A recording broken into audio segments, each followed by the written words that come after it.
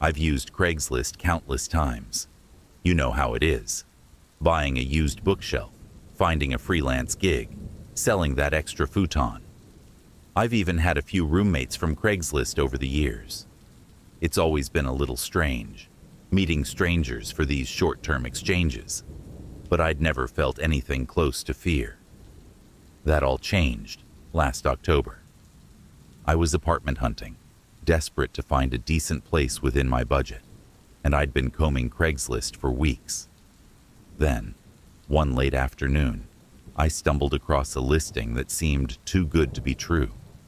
A spacious 2-bedroom apartment in a nice neighborhood, 5 blocks from my office, with a roommate who was rarely home and wanted only $600 a month.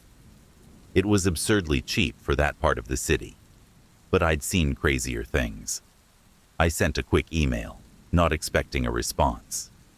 About an hour later, I got a reply. Mason, the guy from the ad, responded quickly. He seemed professional, a little curt, but friendly enough, and we arranged for me to see the apartment the next day. I was already a little nervous as I arrived the next evening. The building was older, with narrow stairways and scuffed floors, but the kind of charm that pulls you in. Mason's apartment was on the top floor, and I remember being struck by the silence in the hall. I knocked, waited a few seconds, then jumped as the door opened. Mason stood there, smiling, if a little awkwardly. He was tall and thin, with close-cropped brown hair and a clean-shaven face that looked a little younger than I'd expected. His clothes were plain, just jeans and a faded gray t-shirt, but something about him felt oddly formal. I stepped inside, and he closed the door with a quiet click. The apartment was charming, if a bit shabby. There were big windows, as promised, and a wide-open kitchen with vintage tarnished light fixtures. Mason showed me the room I'd be renting, which was small but cozy. The walls were lined with shelves, filled with dusty leather-bound books. "It's all included," he said, noticing my interest. "Take what you like. Some of these books have been here longer than I have." As we talked, I noticed Mason's strange habit of not meeting my eyes. He'd look over my shoulder or down at his hands, but his gaze never quite reached me. When I asked about him, he dodged my questions, his answers vague and impersonal. He moved in close as we discussed the rent details, and I could smell a faint, earthy scent on him, like soil or damp leaves. I brushed it off. He was quirky, sure, but I'd lived with weirder roommates before. I signed the lease that night. At first, things went smoothly. Mason kept to himself, staying out of sight most of the time. Sometimes I'd hear him in the kitchen late at night, murmuring to himself or humming softly, always the same low, repetitive tune. It was strange, but I thought nothing of it. One day, about 2 weeks after I'd moved in, I noticed something that made my stomach turn. I'd left my room in a rush that morning and had come back late after a long shift at work. As I opened the door to my room, I noticed something was off. A drawer on my nightstand was slightly open. I was positive I'd closed it. The next morning, I confronted Mason over breakfast. "Did you come into my room last night?" I asked, my tone trying to sound casual. He looked genuinely taken aback. "No, I wouldn't do that. I'm not even here most nights." He glanced at me, his pale eyes unreadable, and his lips twisted into an unsettling smile. "I value privacy." I let it go, though it gnawed at me. Maybe I'd just imagined it. But over the next few nights, the disturbances grew. I'd hear Mason pacing outside my door at odd hours, his footsteps soft but relentless, like he was walking in circles. Then, one evening, I woke to the sound of my door handle jiggling. My heart pounded as I lay there, listening to the faint metallic clink of the handle moving. I waited, barely breathing, until it stopped. When I opened the door, the hall was empty. The situation took a disturbing turn, one Thursday night. I was coming home late from work, exhausted, when I saw the flashing lights of police cars parked in front of the building. Two officers were talking to Mason on the porch, their voices low and tense. He glanced up as I approached, his face pale and drawn. One of the officers turned to me. "Do you live here?" "Yes," I replied, suddenly feeling uneasy. "Is something wrong?" The officer explained that they were investigating a missing persons case. A young woman named Anna had disappeared 3 months earlier. She'd lived in the apartment before me, apparently renting the same room. I felt a cold knot of fear coil in my stomach. I'd never heard of Anna. Mason had never mentioned her, and there was no sign of anyone else having lived there recently. When I glanced at Mason, his face was eerily calm. He said she was just another tenant, someone he didn't know well, who'd left suddenly. But there was something in his eyes that made my skin crawl. It was as if he was waiting for the officer to leave, waiting for this disturbance to be over. After the police left, I asked Mason about Anna again, more directly this time. "She wasn't meant to stay," he muttered, almost to himself. I shivered as he walked away, leaving me alone in the dimly lit hall. That night, Mason left the apartment for a few hours. I felt a mix of curiosity and dread gnawing at me. I was sure he was hiding something about Anna, and I needed to know what.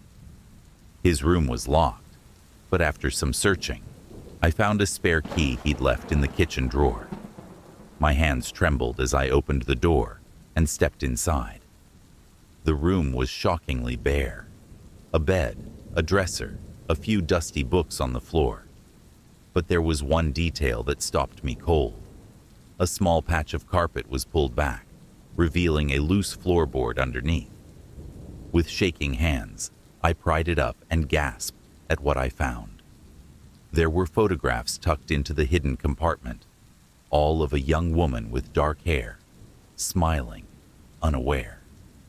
They were pictures of Anna, taken in this very apartment. The last photo, however, was the worst. It showed her lying on the floor, her eyes closed, her face pale and lifeless. I stuffed the photos back under the floorboard, my heart racing. I barely had time to close the door before I heard Mason's footsteps approaching. I fled to my room, locking the door behind me and shoving a chair under the handle. I sat up all night, listening, waiting, too afraid to sleep. After that, Mason's behavior became erratic, sinister. I'd wake up to find strange symbols scrawled on the walls, always in faint pencil lines that I could barely see, twisted shapes and runes that I couldn't recognize. The smell of damp earth permeated the apartment, stronger every day, filling my room at night until I felt like I was suffocating. One evening, I found a notebook in the living room, a small, battered thing with torn pages. Curious, I flipped it open, only to feel a chill run down my spine. Page after page was filled with drawings of faces, half-smiling, hollow-eyed faces staring back at me. And on the last page, scrawled in jagged handwriting, was the name Anna, repeated over and over. When I confronted Mason about it, he only stared at me with that unsettling, crooked smile, his eyes dark and gleaming. "Some things are best left alone," he whispered. His words felt like a threat. The final straw came one night when I woke to find Mason standing in my room. He was just standing there, watching me as I slept, his eyes wide and unblinking. My blood ran cold as I sat up, backing away. But he only tilted his head and said, "You were never meant to stay here." I bolted, pushing past him and running out into the hallway. I didn't stop until I'd made it to the street, breathless and shaking. I didn't even go back for my things. The police returned to the apartment the next day, But Mason was gone. They found no evidence of Anna, no photos, no drawings. They told me I'd imagined it, that I'd probably had a bad dream, maybe the stress of the city, maybe something else. But I know what I saw. And sometimes, late at night, I still hear that faint scraping sound, like footsteps coming from just beyond my door.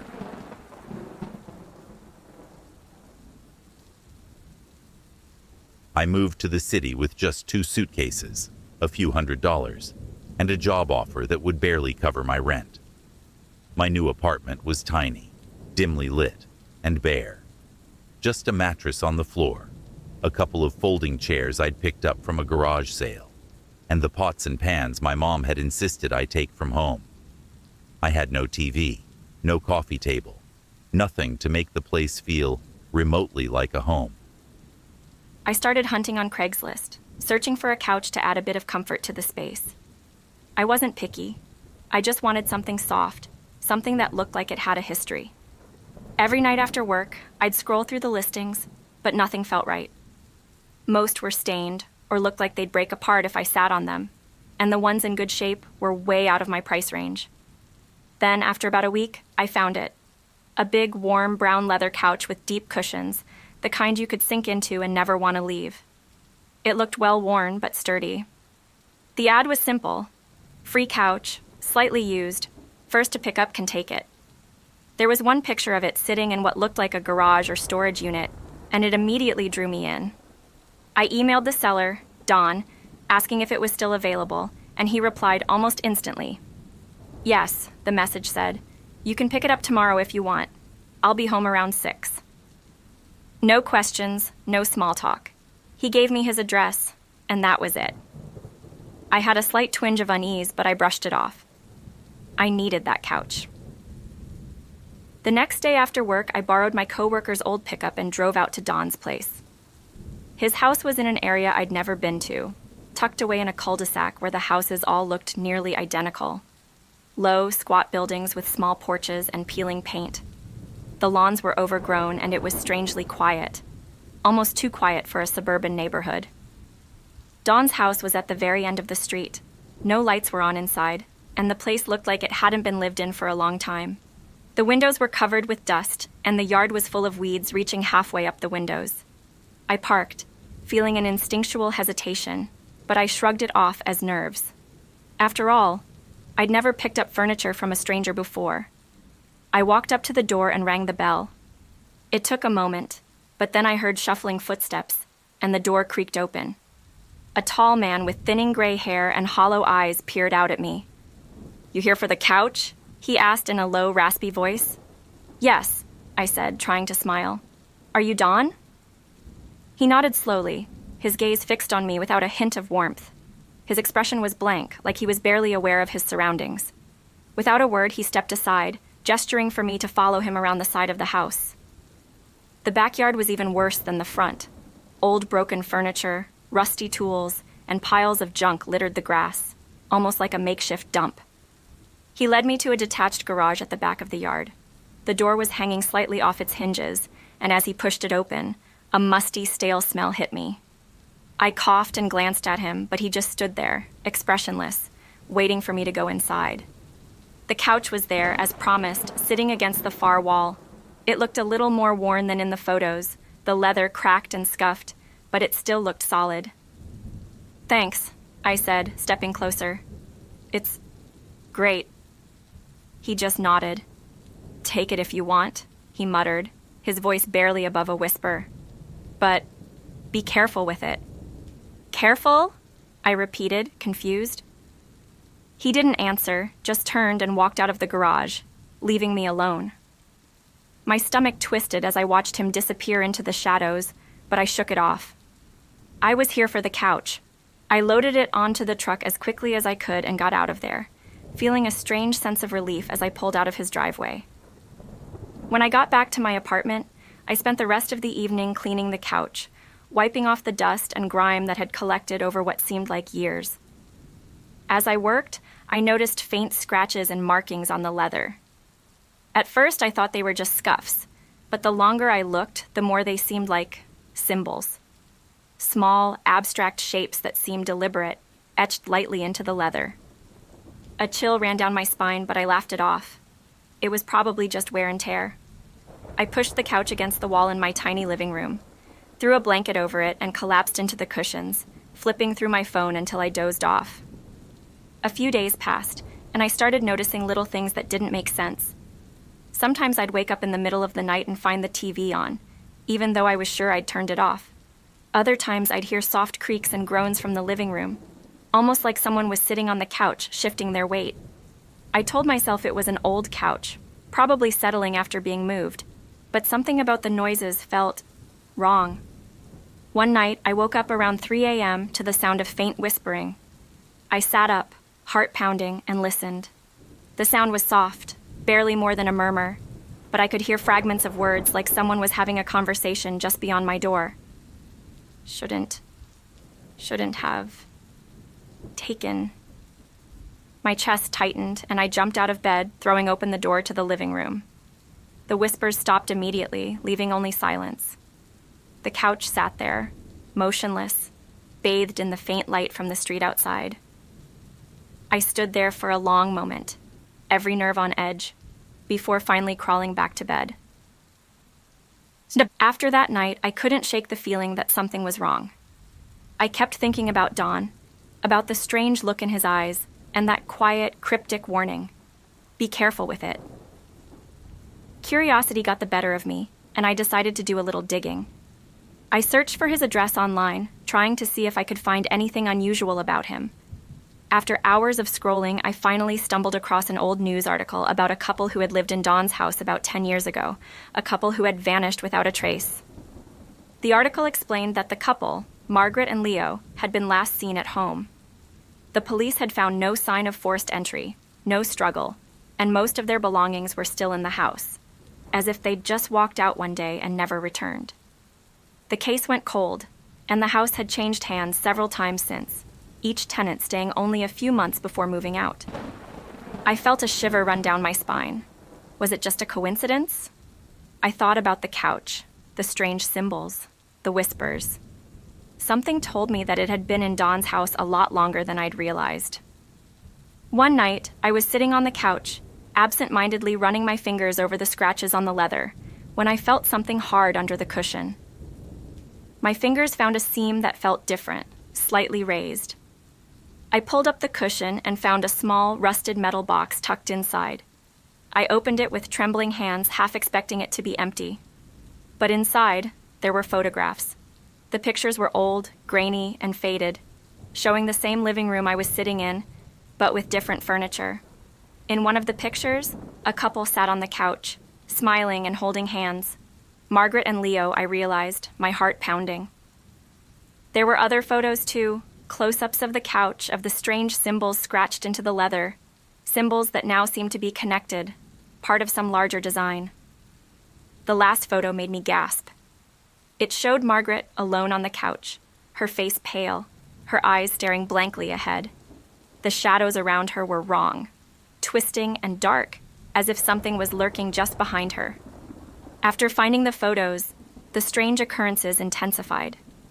I started hearing the whispers every night, the words clearer now, full of anguish and fear. Help. Please. Some nights, I'd wake up and find the couch moved an inch or two from the wall, even though I hadn't touched it. The smell of stale air and damp earth started to fill the room, growing stronger every day. I barely slept, jumping at every noise, feeling as if I was being watched.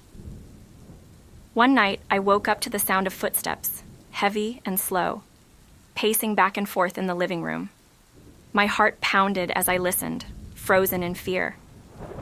I knew I was alone, but the footsteps continued, moving closer and closer to my bedroom door. And then, as suddenly as they had started, they stopped. I lay there, shaking, waiting for something to happen. But the silence was absolute, pressing down on me, suffocating. I couldn't take it anymore. I needed answers. I called Don, confronting him about the couch, about the photos, demanding to know what was going on.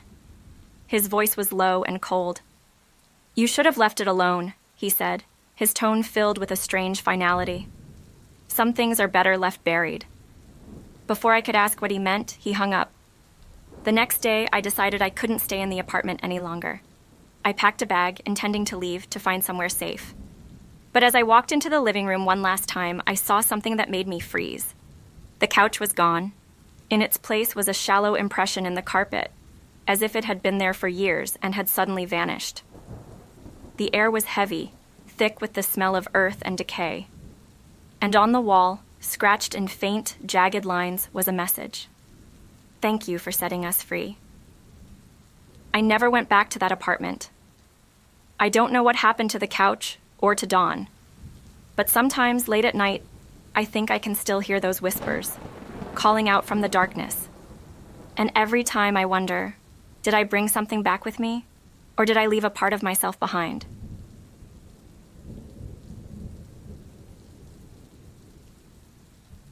It was a rainy Saturday afternoon, and I was stuck inside with nothing to do.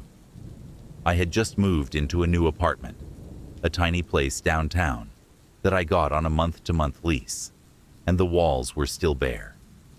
I didn't have much in the way of decor yet, just a couple of posters, a plant, and some basic furniture I'd cobbled together from IKEA. But I needed something more, something interesting, something that would make the place feel like mine. I decided to check Craigslist, searching through the for sale section for anything unique.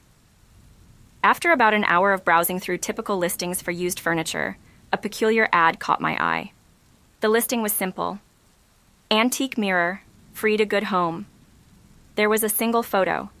A large, ornate mirror with an intricately carved wooden frame, painted a deep mahogany. It looked heavy, with strange symbols etched into the wood. And the way the light caught the glass, it seemed almost otherworldly. There was no description, just a phone number and a short message. Please be serious. This mirror is not for everyone. That was enough to pique my interest. I called the number and a woman picked up on the second ring. Her voice was soft and weary, like someone who hadn't slept in days. I asked about the mirror, and she sighed before telling me her address and saying I could come that evening. As night fell, I drove out to the woman's house, located in an older part of town. The neighborhood had seen better days. Most of the houses looked neglected, with overgrown yards and cracked driveways. Hers was the last one on a dead-end street, an old Victorian with peeling paint and darkened windows. The house seemed to loom over the street, casting long shadows under the dim streetlights. I felt a strange unease, but brushed it off as nerves. I parked, stepped out, and walked up to the door, hesitating before I knocked. The woman opened the door almost immediately. She was thin, maybe in her late 50s, with dark circles under her eyes and hair pulled back in a messy bun. She didn't smile, just looked at me with a sort of sadness. "You're here for the mirror?" she asked, her voice barely above a whisper. "Yes," I replied, trying to sound confident. "Is it still available?"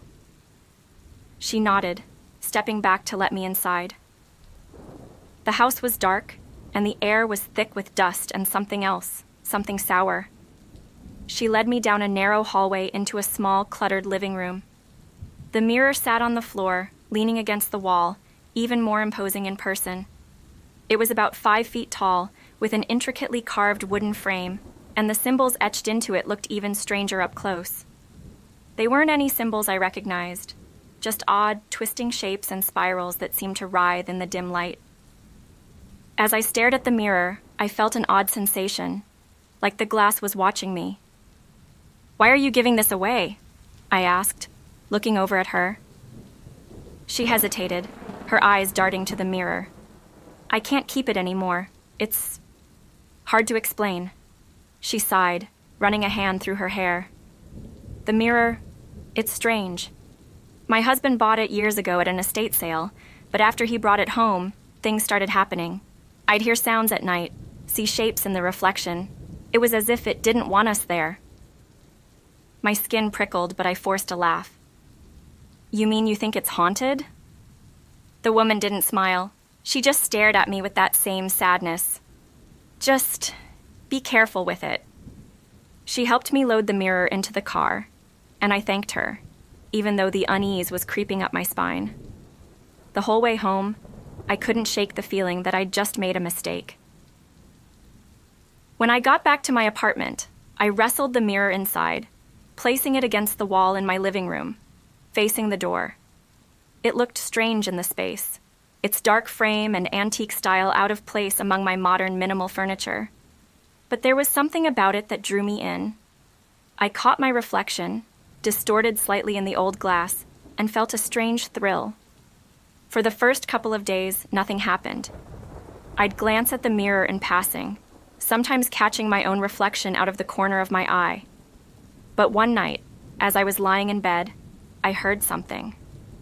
A soft, distant sound, like faint whispering. At first, I thought it was just my neighbors.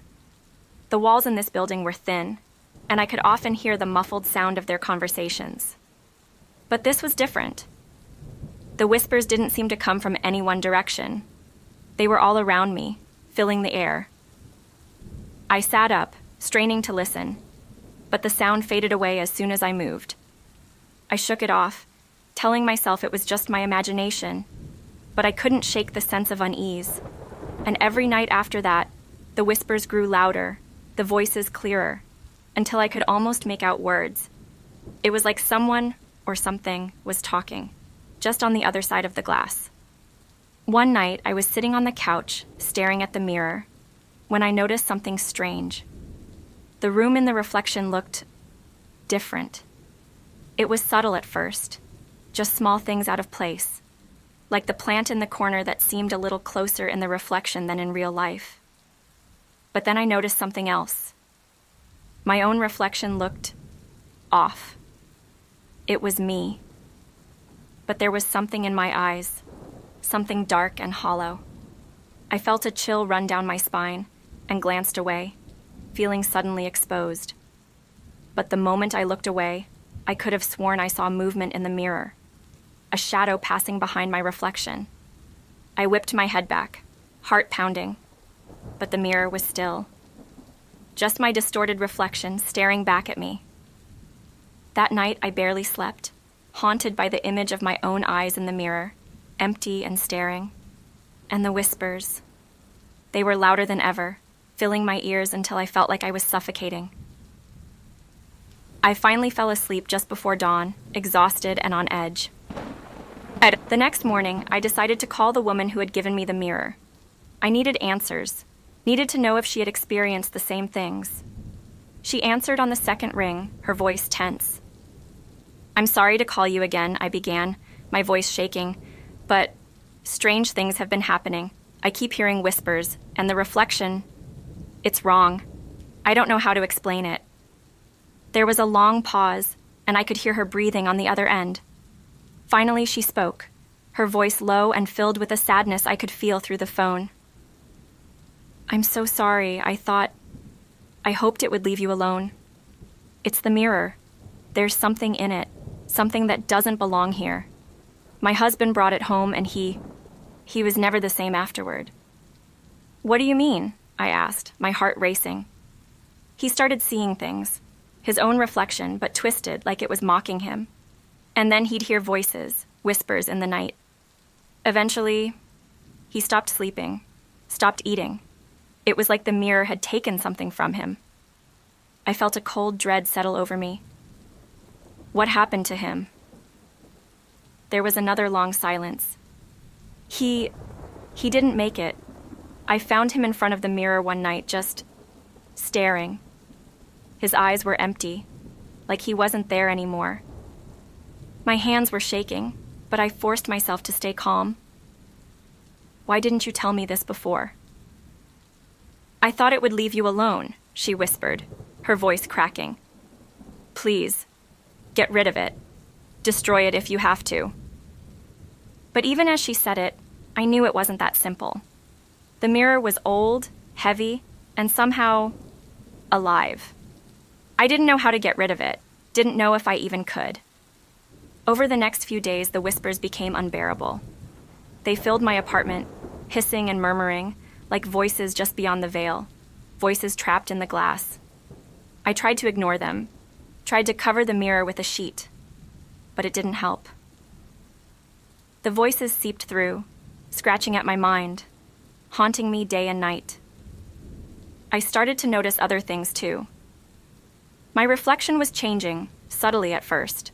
Small things, like the angle of my smile or the look in my eyes. But then, it started doing things I wasn't doing. I'd glance at the mirror and see myself looking back. But instead of mirroring my movements, my reflection would linger, smiling a little too widely, watching me with a hunger that made my skin crawl. One night, as I was staring at it, I reached up to touch the glass. My hand hovered in front of it, and for a brief moment, I felt the cold surface under my fingers. But then, I felt something else. Something on the other side, pressing back. It was as if there was a barrier between us, but just barely, like a thin layer keeping whatever was inside from breaking through. I couldn't take it anymore. I decided to destroy the mirror, to break it and end whatever curse it had brought into my life. I grabbed a hammer from my toolbox and approached it, feeling a surge of anger and fear. But as I lifted the hammer, I felt an overwhelming dread, a sense that something terrible would happen if I broke it. But I didn't care anymore. I couldn't live with it, couldn't stand the whispers, the shadows, the feeling of something watching me. I swung the hammer, aiming for the center of the glass. But just as it was about to hit, I saw something in the reflection, my own face, but twisted, contorted with rage and hatred, staring back at me with eyes filled with malice. I froze, my hand shaking, and the hammer slipped from my grip, clattering to the floor. The mirror was unharmed, and I was left staring at my own reflection, terrified of the person I saw. The whispers grew louder, filling the room, and I realized with horror that they were coming from me, from my own mouth, even though I wasn't speaking.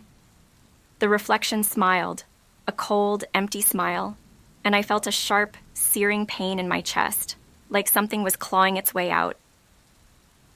I don't remember what happened after that.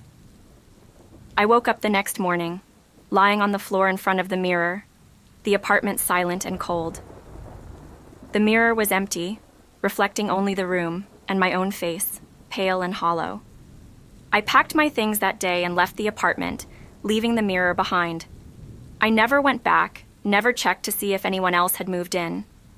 But sometimes, when I pass by mirrors, I catch a glimpse of something else. My own reflection, staring back at me with a look that isn't quite mine. And in the silence, in the dead of night, I still hear the whispers.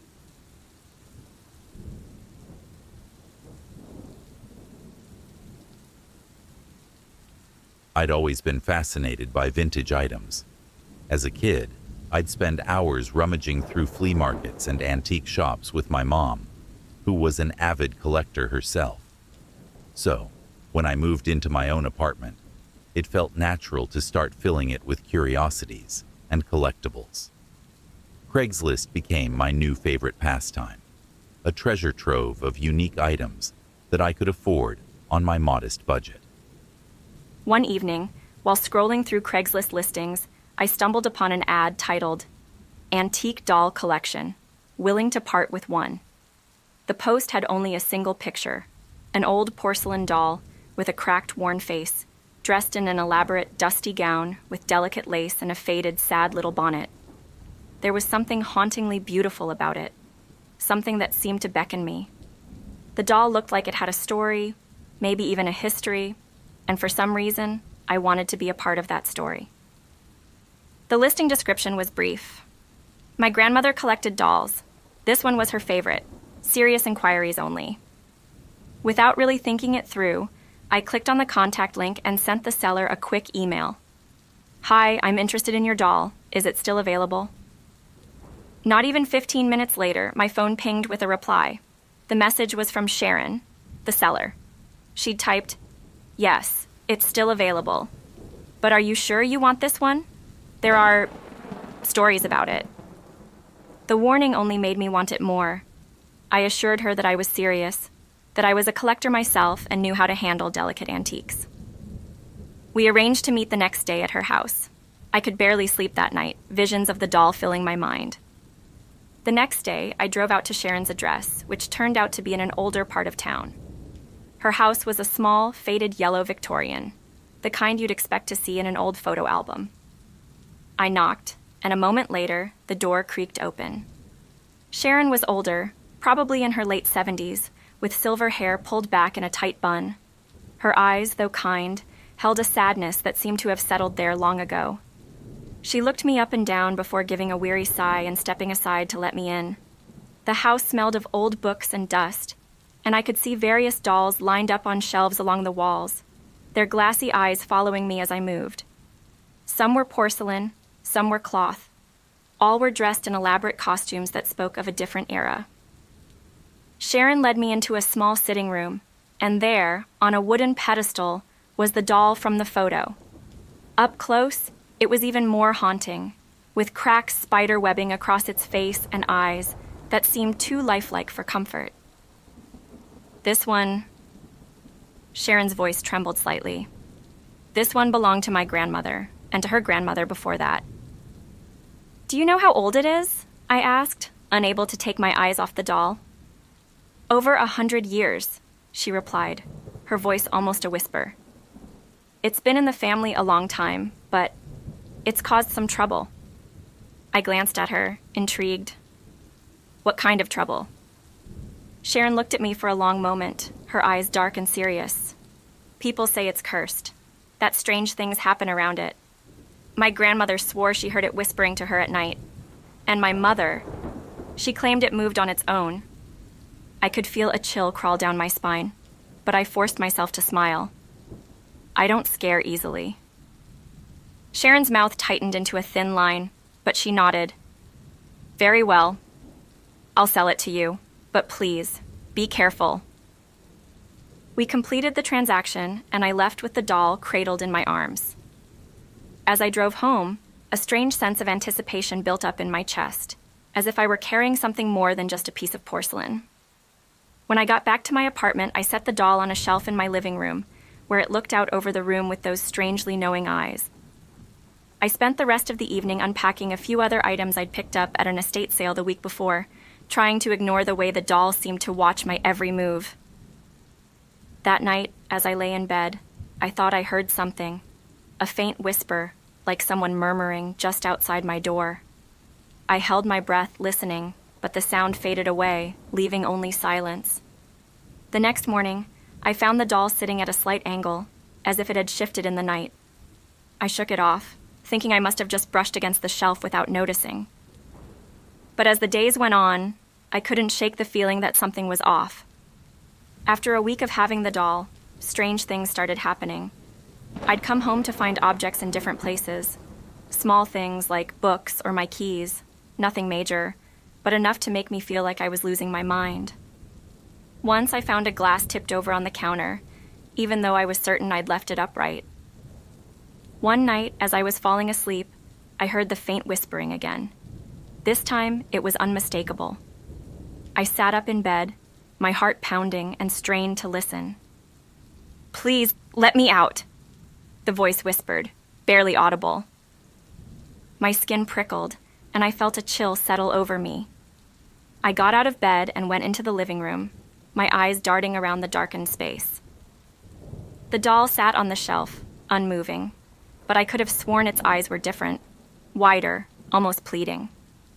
I was too unnerved to go back to sleep, so I stayed up, pacing around the apartment, glancing at the doll every few minutes as if expecting it to move. But it didn't. By the next morning, I was exhausted, my nerves frayed. I decided to call Sharon, hoping she could give me some answers, maybe even take the doll back. She answered on the first ring, her voice wary.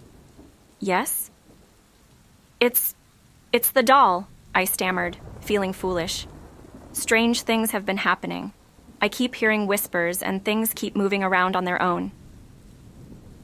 There was a long pause, and I could hear her take a deep breath. "I warned you," she said, her voice heavy with resignation.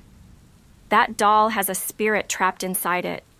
My grandmother always said it was the soul of a young girl, someone who had died tragically. The doll was her favorite toy, and her spirit..." clung to it. I felt a shiver run down my spine. Is there any way to release it?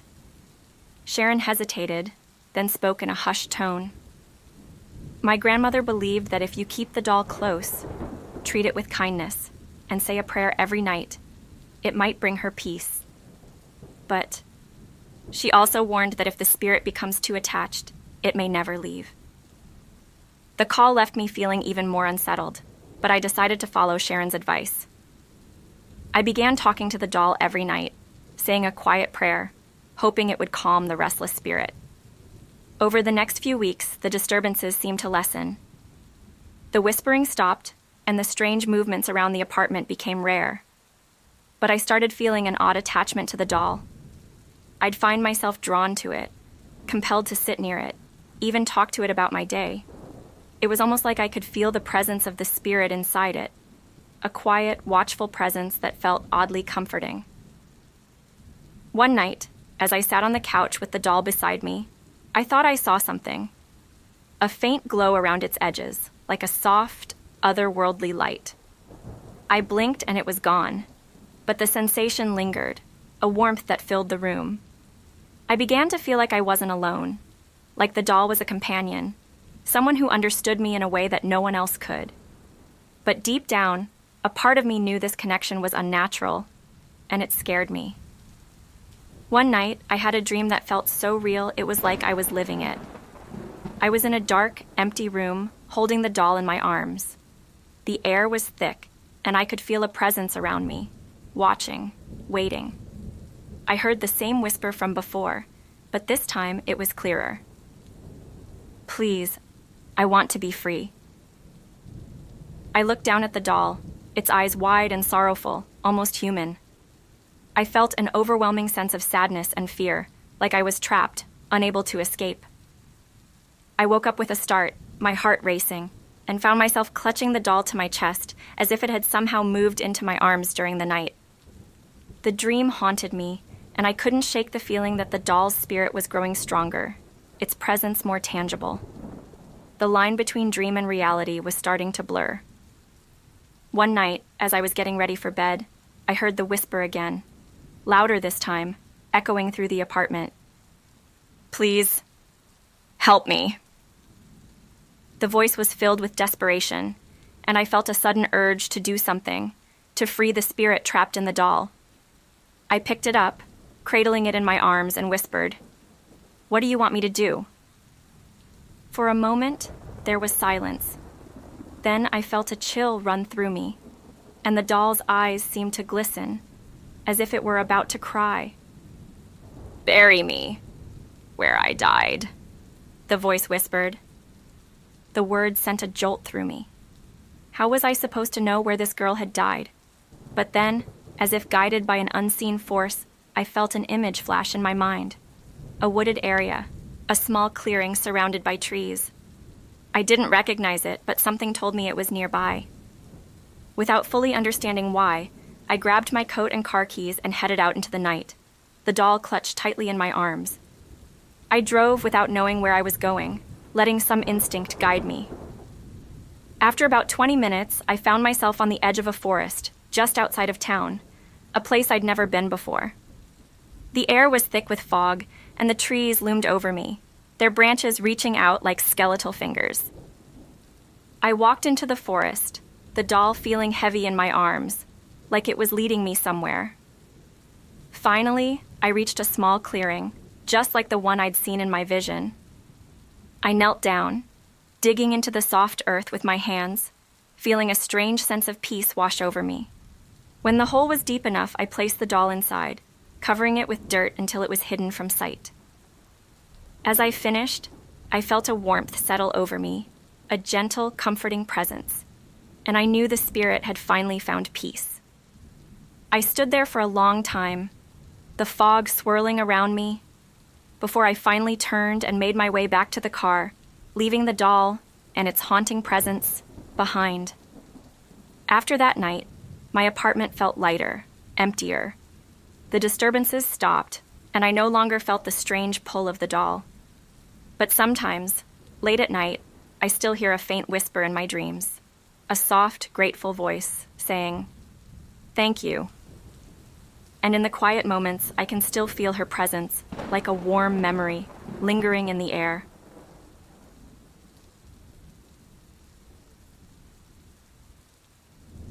When the ad popped up, I almost scrolled past it. Old family home, $300 month, must love nature, the headline read.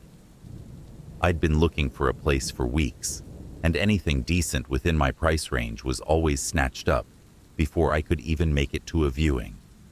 This ad was different. It wasn't just cheap, it was almost too cheap. The listing described a quaint, secluded house on the edge of a forest, about an hour's drive from the city.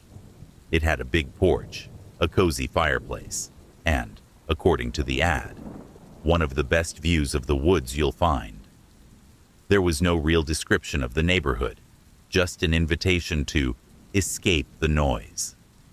Something about it felt off. The photos were old, slightly faded, and looked like they'd been taken with an old-fashioned camera. They showed a small, white clapboard house, surrounded by towering trees. But in every photo, there was an odd shape in the window, a figure in shadow, watching from inside.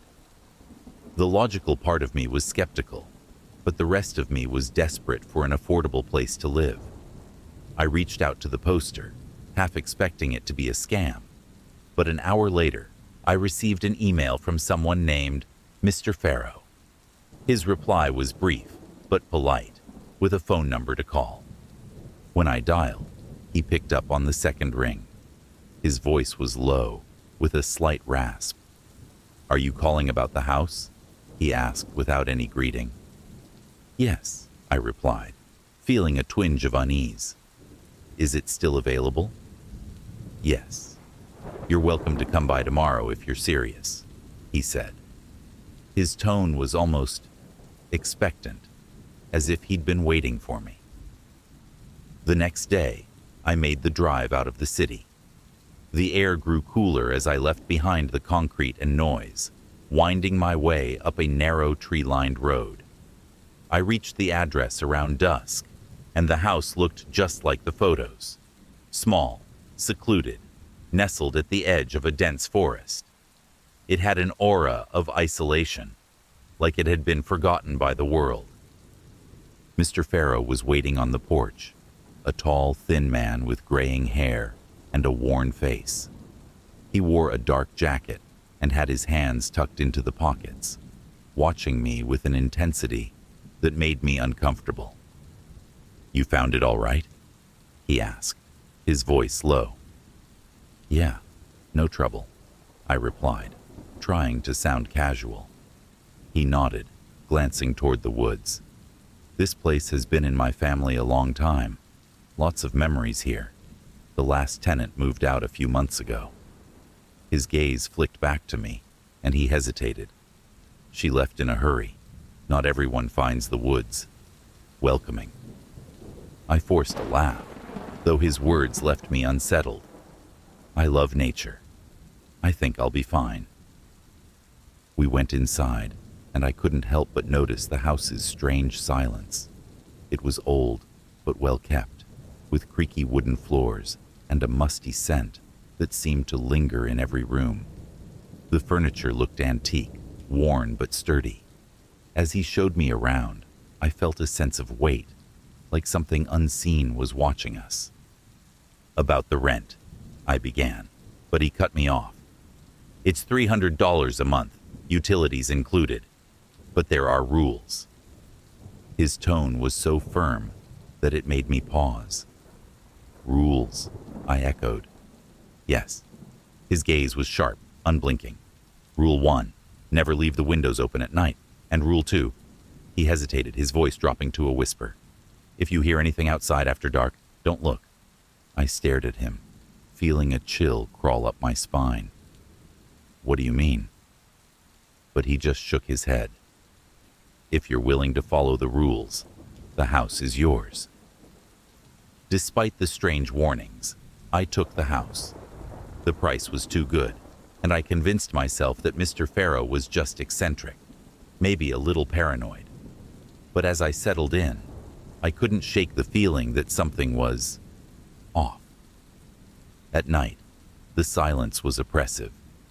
I'd sit in the living room, listening to the creaks and groans of the old house, my mind playing tricks on me. I'd hear faint sounds from the woods, a rustling, a crackling of branches, but I forced myself to ignore it, remembering Mr. Farrow's warning. One night, around midnight, I heard something outside my window, a faint, rhythmic tapping. It sounded like someone gently knocking on the glass, slow and deliberate. My heart raced, but I stayed still, refusing to look. I told myself it was a branch in the wind, or maybe an animal. The tapping stopped after a few minutes, and I finally exhaled, feeling a rush of relief.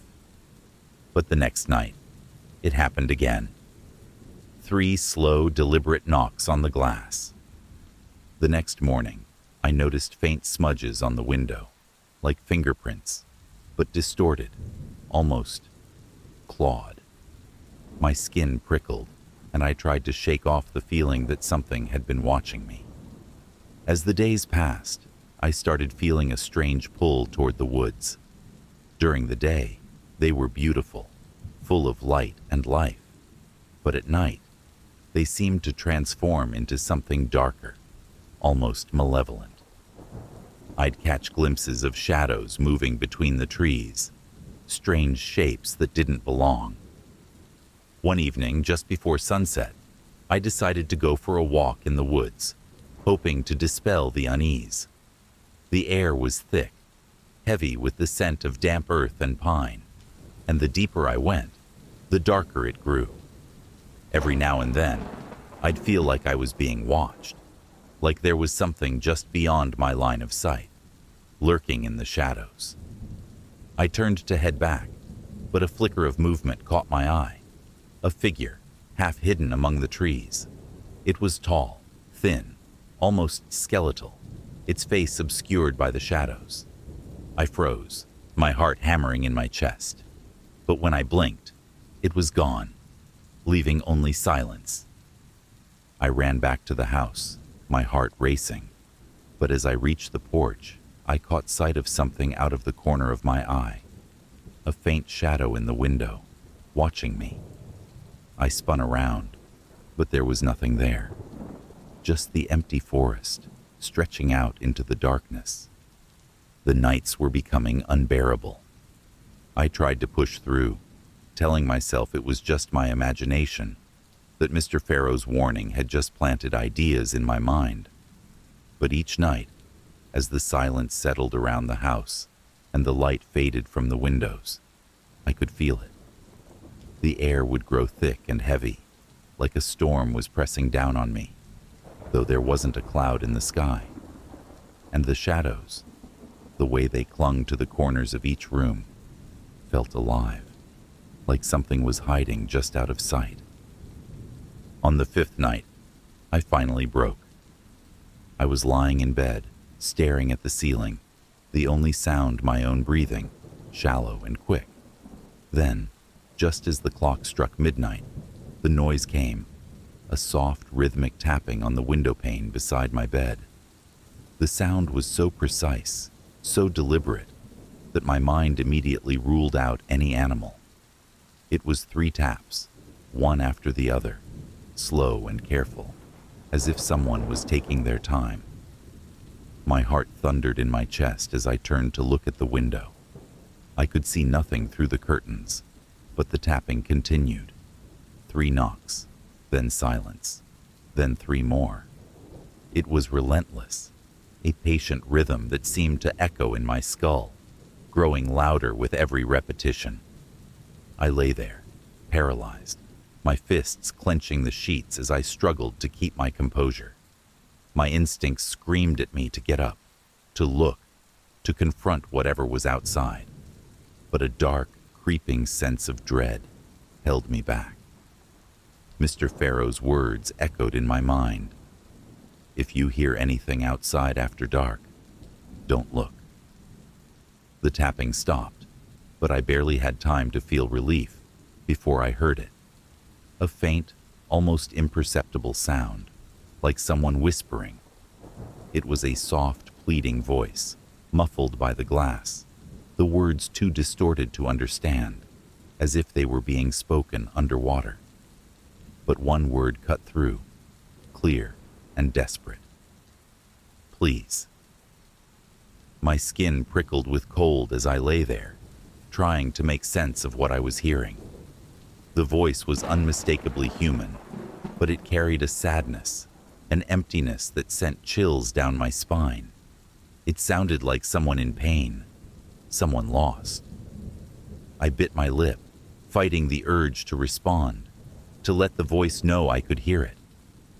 The whispering continued for what felt like hours, a haunting murmur that filled the room, wrapping around me like a shroud. I couldn't move, couldn't breathe, afraid that even the smallest sound would draw it closer. When the first faint light of dawn finally crept through the curtains, the voice faded away, leaving only silence. I lay there, shaking, staring at the ceiling, knowing that whatever was outside, it wanted in. The following morning, I dialed Mr. Farrow's number with trembling hands. He answered on the first ring, his voice low and tense, as though he'd been expecting my call. "It's happening," I blurted, barely able to control the tremor in my voice. "There's something outside my window at night. It's knocking, and I hear voices. Someone asking to be let in." Mr. Farrow was silent for a moment, and I could almost hear him taking a deep breath on the other end of the line. "I told you," he said finally, his voice grave. "Don't look and don't answer. Whatever you do, don't engage with it."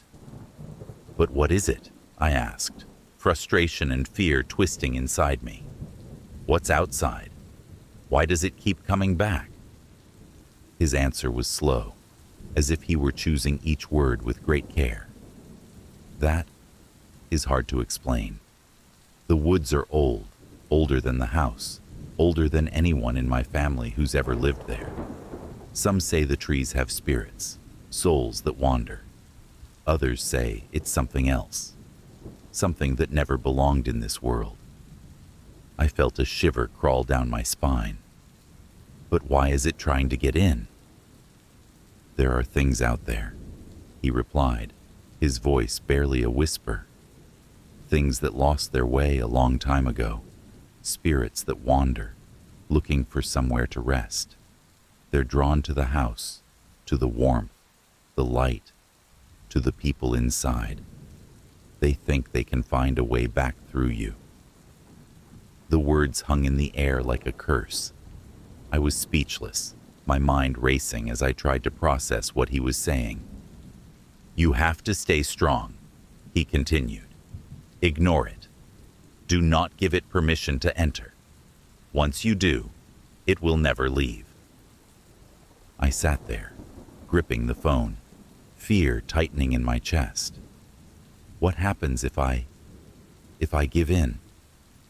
He didn't respond, but I could feel the weight of his silence, his reluctance to tell me the full truth. "Whatever you do," he said finally, his voice barely audible, "don't let it in." With that, he hung up, leaving me alone in the silent house, his words echoing in my mind. I glanced at the window, half expecting to see a shadow waiting on the other side, watching me with hungry eyes. But there was only the glass, reflecting the empty room around me. For now. I tried to heed Mr. Farrow's advice, but the fear, the growing sense of unease, was starting to eat away at me. Every night, I lay in bed, wide awake, waiting for the tapping to start, my heart pounding as I anticipated the sound. On the 7th night, the knocking came again, louder this time, almost angry. I clenched my fists, forcing myself to stay still, my gaze fixed on the ceiling as the tapping continued. It felt like a battle of wills, as though the thing outside was testing me, pushing me to see how long I could hold out. But then, just as I was beginning to feel my resolve weakening, the knocking stopped. The silence that followed was even worse. I lay there, straining my ears, waiting for the next sound, the next sign that it was still there. But the room was deathly quiet, so silent that I could hear my own heartbeat, loud and unsteady. Then, a soft, almost inaudible whisper broke the silence. "Please." The voice was right next to my ear, so close that I felt a gust of cold air brush against my skin. I froze, every muscle in my body tense, and turned my head ever so slightly, my eyes widening as I looked into the shadows. A face was hovering above me, a pale, ghastly face with hollow eyes and a mouth twisted in a grotesque smile. The eyes were wide and unblinking, staring down at me with a hunger that made my stomach turn. It didn't move, didn't speak, but its gaze was fixed on mine, as if it were drinking in my fear, savoring every moment of my terror. I tried to scream, but no sound came out. My voice caught in my throat as I stared up at the thing above me, unable to look away. It was close enough that I could see the faint lines on its skin, the cracks and fissures that ran across its face like a broken mask. And then, as quickly as it had appeared, it was gone. I blinked, and the room was empty, the only sound my own ragged breathing echoing in the silence.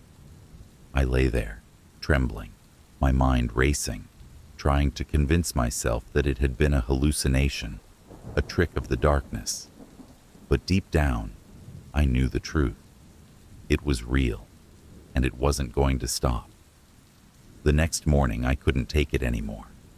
I needed answers, needed to understand what I was dealing with. I went to the local library, combing through archives, hoping to find anything about the house, the woods, Mr. Farrow's family, anything that might explain the nightmare I was living. After hours of searching, I finally found something. Buried in an old newspaper from the 1940s was an article about the house. It described a series of strange disappearances over the years, all connected to the woods. People had gone missing, their bodies never found, their fates a mystery that had haunted the town for decades. But the article went deeper. It mentioned a man named Samuel Farrow, Mr. Farrow's grandfather. According to the article, Samuel had been a recluse, a man obsessed with the supernatural. He believed that the woods were alive, that they held a power that could be harnessed. Some claimed he practiced dark rituals, drawing spirits from the trees, binding them to the house, forcing them to serve him. As I read, a chill ran down my spine. Samuel had died under mysterious circumstances, his body found in the very woods he had worshipped.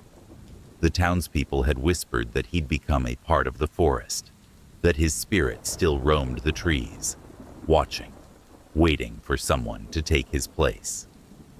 The article ended with a warning. Some doors, once opened, can never be closed. I left the library, the words burning in my mind, and drove back to the house, feeling as though I was being watched. The trees loomed overhead, dark and menacing, their branches twisting like fingers reaching out to grab me. Whatever was outside my window at night, it wasn't just a spirit. It was something older, something that had been waiting, watching, for far too long. That night, I knew it was going to come back. I could feel it, a heavy, suffocating presence that filled the house, pressing down on me like a weight. I sat in the living room, the candlelight flickering, casting shadows that seemed to dance and writhe across the walls. The clock struck midnight, and the knocking began. It was louder than ever, a furious pounding that shook the glass, rattling the window in its frame. The voice was there too, clearer than it had ever been, a desperate, pleading whisper that sent chills down my spine. "Let me in. Let me in." I clenched my fists, forcing myself to stay calm, to remember Mr. Farrow's warning. But the pounding grew louder, more insistent, and I could feel my resolve breaking, my mind unraveling under the relentless assault. Without thinking, I stood up, walking toward the window, my heart pounding as I reached for the curtain.